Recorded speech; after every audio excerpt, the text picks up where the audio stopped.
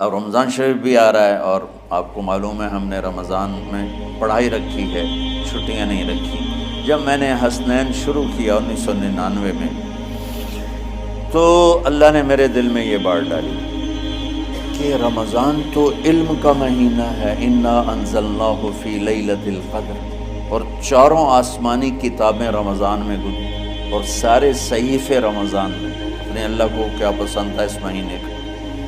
حضرت ابراہیم علیہ السلام پر چھوٹی کتابیں اتری یکم رمضان کو، حضرت موسیٰ علیہ السلام پر تورات اتری 2 رمضان کو، حضرت داؤد علیہ السلام پر زبور اتری 6 رمضان کو، حضرت عیسیٰ علیہ السلام پر انجیل اتری 12 یا 18 رمضان کو، اور اللہ کے نبی پر قرآن اترا فی لیلۃ القدر، لیلۃ القدر میں اترا۔ تو سارا آسمانی علم رمضان میں اترا۔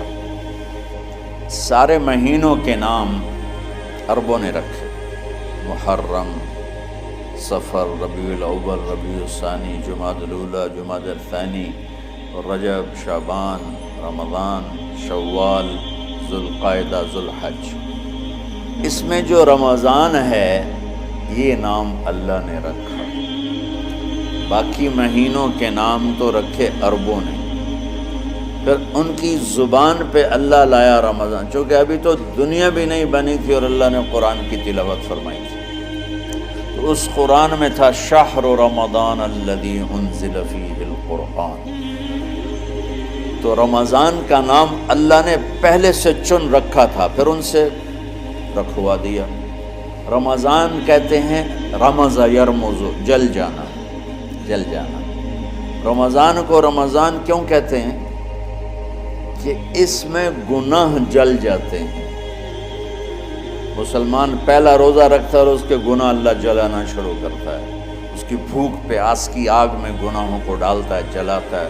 آخر 29 رمضان یا 30 رمضان آخری رات اللہ تعالیٰ اس کی پچھلے سال کے سارے گناہ معاف فرما دیتا ہے۔ تو اس کو اس سے تشبیہ دی گئی کہ جیسے جلنے سے چیز ختم ہو جاتی ہے، رمضان کے روزے کی بھوک اور پیاس کی تپش سے اللہ تعالیٰ پچھلے سال کے سارے گناہوں کو معاف فرما دیتے۔ تو مجھے خیال آیا اس وقت جب ابھی بالکل کزرع اخرج شطأہ تھا، ہمارے مدرسے کی مثال کزرع اخرج شطأہ، دعا کرو اللہ تعالیٰ فاستغلظ فاستوی علی سوقہ، اسے بنا دے۔ امید تو ہے کہ کچھ شکل اللہ نے بنا دی، اللہ اسے پوری دنیا میں پھیلا دے۔ میری تو تمنا ہے کہ ایک ایسی مثبت سوچ کے علماء کے اللہ میرے ذریعے سے تیار کروا دے جو امت کو جوڑنے والے ہوں، توڑنے والے ہوں۔ تو اللہ تعالیٰ آپ کو مثبت بنائے۔ رمضان میں چونکہ سارا علم اترا، تو مجھے خیال آیا کہ ہمیں رمضان میں چھٹی کرنا تو ایک ایسی عادت ہے، کوئی سنت تو ہے نہیں، تو مجھے رمضان میں پڑھائی کروانی چاہیے، چاہے تھوڑی ہوگی۔ روزے کی بھوک بھی ستائے گی اور رات کے جاگنے کی وجہ سے نیند بھی ستائے گی، لیکن اس میں ایک لفظ سینکڑوں لفظوں پہ بھاری ہوگا، غیر رمضان۔ تو میں کراچی گیا اور مفتی تقی صاحب دامت برکاتہم سے سب سے پہلے جا کے مشورہ کیا کہ حضرت میں چاہتا ہوں کہ رمضان میں چھٹی نہ ہو، پڑھائی۔ اس وقت رمضان سردیوں میں تھا، تو وہ بڑے خوش ہوئے، کہنے لگے یہ تو بہت اچھی بات ہے۔ وہ تو اتنے بڑے ہاتھی کے پاؤں میں سب کا پاؤں، اتنی بڑی ہستی نے، وہ صرف پاکستان کا سرمایہ نہیں پوری امت کا سرمایہ ہے۔ تو ان کی اس بولنے نے مجھے ہمت دے دی۔ تو پھر میں نے یہاں آ کر تو ہم نے رمضان میں سبق شروع، اس وقت ذرا میری ہمت تھی تو میں رات کو پڑھاتا بھی تھا، بیان بھی کرتا تھا۔ تو ہم نے رمضان میں شروع کی کہ یہ رحمتوں کا مہینہ، ہر چیز کی برکت کا مہینہ، ہر شے کی اللہ کی طرف سے فراوانی اس میں ہے، علم کی بھی، ہدایت کی بھی، رزق کی بھی۔ غریب سے غریب آدمی بھی سموسے بنا کے بیٹھا ہوتا ہے، پکوڑے بنا کے بیٹھا ہوتا ہے، اور دسترخوان پہ ایک کی بجائے 3 چیزیں پڑی ہوتی ہیں۔ چاہے رمضان کے بعد سب کے پیٹ خراب ہوں، ایک باری تو کھانے دی تباہی پھیر دیں۔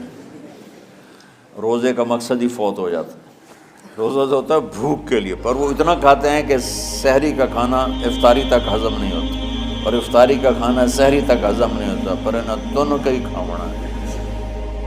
کہتا بھوک نہ لگے، بھوک نہ لگے۔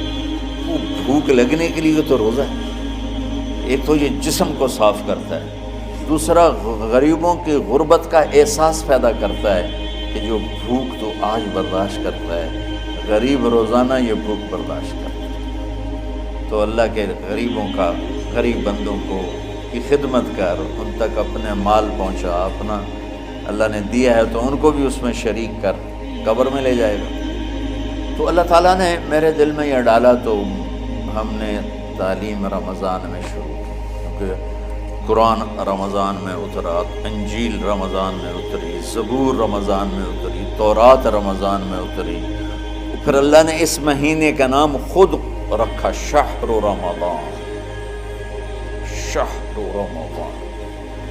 اس میں شب قدر رکھی، اس میں رات کی ایک نماز۔ اچھا، پہلی امتوں پہ روزہ فرض تھا افطاری سے افطاری، افطاری سے افطاری، بہت شدید تھا، 24 گھنٹے کا روزہ۔ بس افطاری کے بعد آنکھ لگ جاتی تو روزہ اگلا شروع ہو جاتا۔ تو ہم پر بھی پہلے ایسے ہی روزہ اترا، افطاری سے افطاری۔ تو ابن سرمہ رضی اللہ تعالی عنہ اونٹ چرانے والے تھے، وہ شام کو لوٹے تو بیوی سے پوچھا کوئی افطاری کا سامان ہے؟ انہوں نے کہا ہے تو نہیں، میں کہیں سے لے آتی۔ وہ گئیں افطاری کا کوئی سامان لینے، ان کو تھوڑی دیر ہو گئی اور ان کی آنکھ لگ گئی، تھکے ہوئے تھی، سورج ڈوب گیا۔ جب وہ آئیں تو ان کا ہائے سرمہ تو ہلاک ہو گیا۔ کیا ہوا؟ کہا اگلا روزہ شروع ہو گیا کیونکہ تیری آنکھ لگ گئی۔ تو انہوں نے کہا چلو کوئی بات نہیں، لیکن ظہر کے وقت بے ہوش ہو گئے۔ ایک روایت میں آتا ہے نماز پڑھنے آئے اور گر گئے، اور ایک میں آتا ہے گھر میں بے ہوش ہوئے۔ تو جو بھی صورتحال تھی اللہ کے نبی کو پتہ چلا۔ کیا ہوا سرمہ کو؟ کہا جی وہ افطاری کر نہیں سکے تو روزہ شروع ہو گیا تو بے ہوش ہو گئے۔ تو اللہ کے نبی رنجیدہ ہوئے تو اللہ تعالیٰ نے قرآن اتار دیا، چلو میرے محبوب ساری رات کھاؤ، حتی یتبین لکم الخیط الابیض من الخیط الاسود من الفجر، کہ میرے محبوب صبح صادق تک آپ کی امت کو اجازت ہے، کھاؤ۔ پہلی امتوں پر افطاری سے افطاری، لیکن ان کی نماز تراویح نہیں تھی۔ تو ہمیں اللہ تعالیٰ نے دیا سحری تک، پوری رات۔ اچھا، ایک صحابی آئے، یا رسول اللہ میں تو مارا گیا۔ آپ نے کہا کیا ہوا؟ کہا میرا روزہ تھا، میں بیوی کے پاس چلا گیا۔ آپ نے کہا تو پھر تو غلام آزاد کر، کفارہ دے۔ کہا جی میں تو خود غریب آدمی ہوں، غلام کہاں سے آزاد کروں، خریدنا پڑے۔ آپ نے کہا 60 مسکینوں کو کھانا کھلا۔ کہ میں آپ مسکین ہیں، میں کینوں کھانا کھلاؤں؟ آپ نے فرمایا پھر آخر یہ کہ 60 روزے مسلسل رکھنے ہوتے ہیں جو کفارے کے ہوتے ہیں۔ وہ کہنے لگا ایک روزے چاہے کم کیتا ہے، 60 روزے اج میں کی کروں گا؟ تو آپ نے فرمایا اچھا ٹھیک ہے بیٹھ جا۔ بیٹھ گئے۔ تھوڑی دیر ہوئی تو ایک انصاری صحابی کھجوروں کا ٹوکرا لے کر آیا، یا رسول اللہ یہ صدقے کی کھجوریں ہیں، تقسیم فرما دیں۔ تو آپ نے فرمایا بھائی وہ کدھر ہو؟ کہا جی بیٹھا ہوں۔ آپ نے کہا ادھر آ، یہ کھجوریں لے جا اور 60 گھروں میں تقسیم کر دے۔ سبحان اللہ، اللہ نے اس امت کو لاڈ لڈائے ہیں، یہ اللہ کی لاڈلی امت ہے۔ عجیب واقعہ یہ، کہنے لگا یا رسول اللہ کی قسم مدینے میں مجھ سے غریب کوئی نہیں، آپ ایسا کرو یہ میرا کفارہ مجھے ہی صدقہ کر دو۔ تو آپ اتنا ہنسے کہ یہ آخری دانت نظر آنے لگے۔ بہت کم ایسا ہوتا تھا، فضحک حتی بدت نواجذہ، ایسا ہنسنا آپ کبھی کبھی ہنستے تھے کہ آخری دانت پورا منہ کھل جائے۔ تو آپ اتنا ہنسے کہ آخری دانت تک نظر آنے لگے۔ تو آپ نے کہا اچھا جا لے جا تیرے واسطے، لیکن یہ صرف تیرے لیے اور کسی کے لیے نہیں ہے۔ تو جب ایسی خیانت ہوئی تو اللہ تعالیٰ نے دوسرا حکم بھی اتار دیا، باشروہن، کہ تمہارے لیے بیوی بھی حلال ہے، کھانا بھی حلال ہے جب تک صبح صادق نہیں ہو جاتی. لیکن اللہ نے ہمیں ایک نماز عطا فرما دی جس کو ہم آج صلاۃ التراویح کہتے ہیں. میرے نبی کے زمانے میں اسے قیام اللیل کہا جاتا تھا.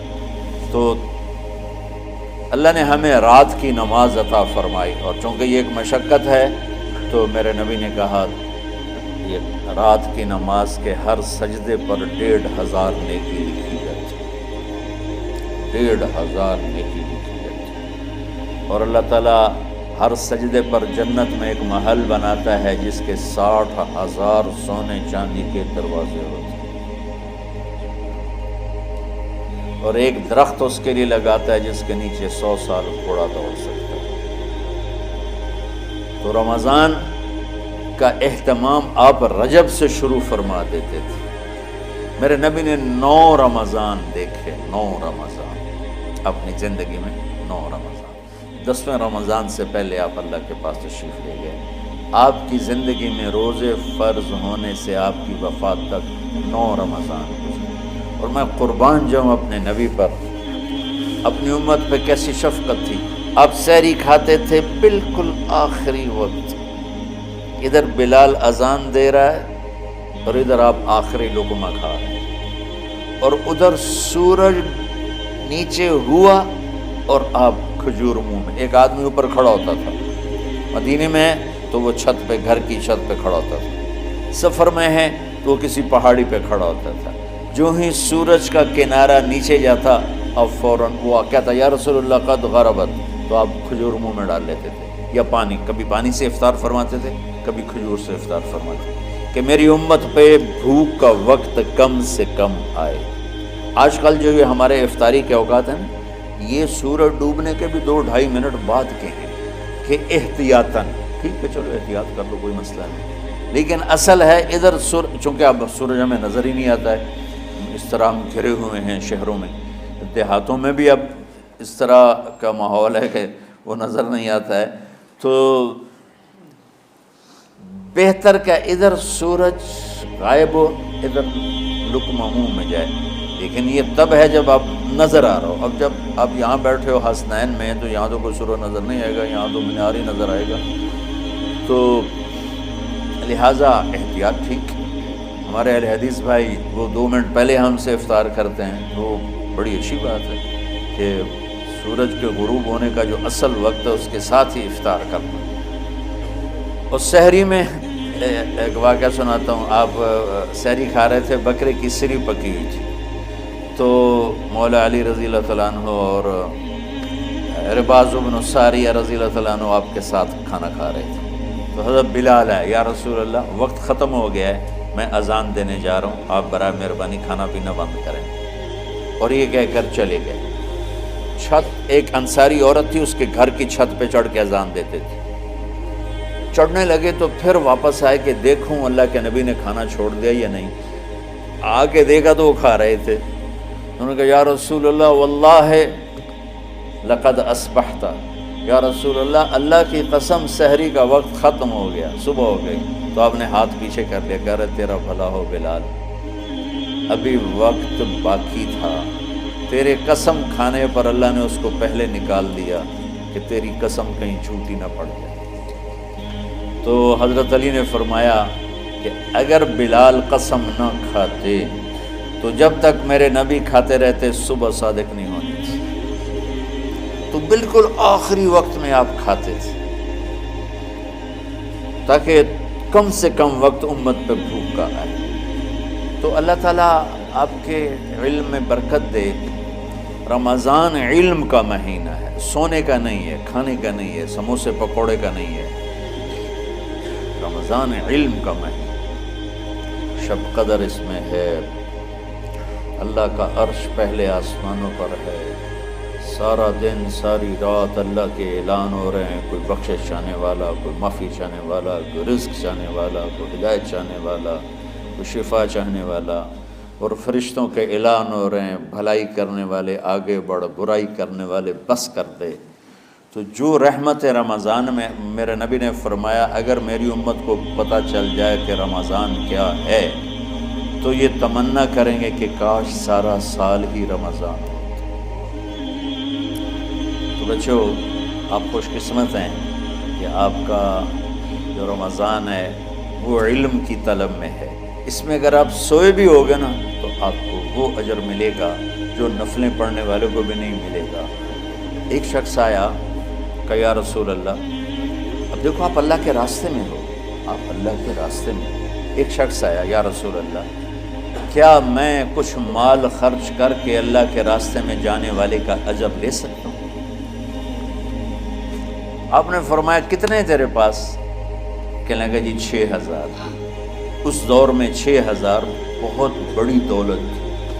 تو آپ نے اسے فرمایا کہ تو 6000 تو کچھ کہہ رہا ہے اور میں یہ کہہ رہا ہوں تو سارے بھی خرچ کر دے تو جو اللہ کے راستے میں سویا ہوا ہے اس کی نیند کے اجر کو بھی نہیں پا سکتے. تو آپ سب اللہ کے راستے میں، اب طلب علم میں